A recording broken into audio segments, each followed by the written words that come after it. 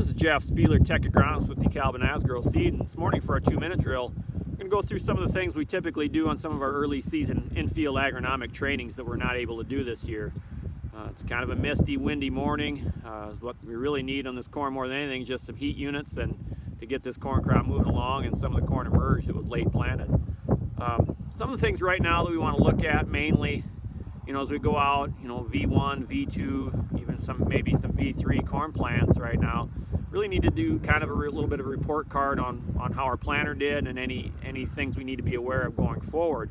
One of the first things we can do as we're out digging up seedlings, either with growers or trying to evaluate stands, is look at that depth, right? So how consistent our planting depth was. So do more than one plant.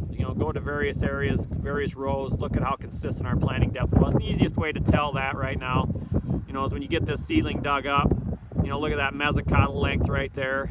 That distance between the seed right here and the crown where your nodal roots are coming out, that's the mesocotyle.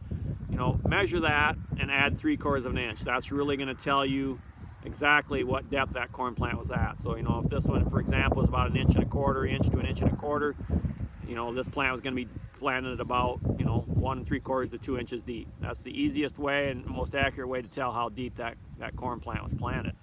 Okay, the other things you want to pay attention to right now, obviously your stands. Take your population counts, do that in multiple spots, right, to get an average. If you're on 30-inch spacings, measure off your 17 foot 5 inches. Get an average of 2 rows. Go to another spot, get an average of 2 rows, and really get an idea of what your planter was dropping, in terms of an overall population. The other thing you can look at right now too is your spacing. So how consistent your spacing was from plant to plant, just to, like I said, evaluate how well your planter did and from a consistency standpoint. The other thing right now that we want to pay attention to, just obviously the overall staging. This plant we're looking at right here is a V2 plant, so you've got your first leaf there with your first collar. You can see here the second leaf has a collar right there as well.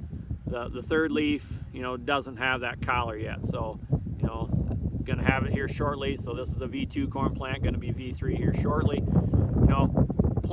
Plants are pretty tough at this stage. Nothing we really need to be overly concerned with right now. The growing point is obviously still, below the soil surface right here. So we're pretty safe from a hailstorm, any light frost, things like that. We're pretty good shape. Now this plant did see some frost damage. You can see here on the tips of that second leaf and some on the first leaf as well. See some frost damage there. Really nothing to be too concerned with. Really, the new leaves coming out are healthy. We should be okay from that standpoint. Okay. Other things we can pay attention to right now. Look below the ground, right? So how healthy is our radical root, our seminal roots, our nodal roots coming out? Are they healthy? If we put any fertilizer in furrow, make sure we're not getting any burn, any injury from that standpoint. We can also look and make sure there's no herbicide injury damage on the roots. We shouldn't have that right now, but we want to pay attention to make sure we got good, white, healthy roots coming out. A little early to start to tell, from a compaction standpoint, if there's going to be anything like that.